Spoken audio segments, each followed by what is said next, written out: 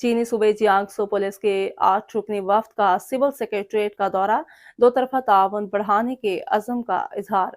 वफ्द की सरबराही thin Bong शिंग, deputy director general public security department ने की। मज़ीद जानते हैं इब्राज यूनस की इस रिपोर्ट में। चीफ सेक्रेटरी पंजाब ज़ाहिद अख्तर ज़मान ने वफ़द का इस्तकबाल किया।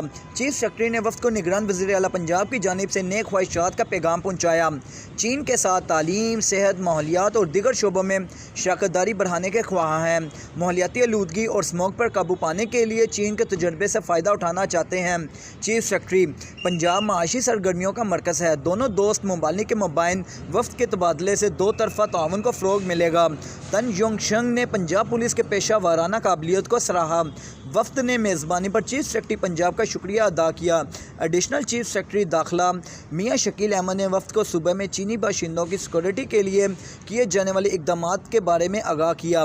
वफ़द को सिविल सेक्रेटरीट में वाक़या मकबरा अनारकली का दौरा भी कराया गया। एडिशनल IG सुल्तान चौधरी और पंजाब पुलिस के अफसरान भी इस मौके पर मौजूद थे। जी।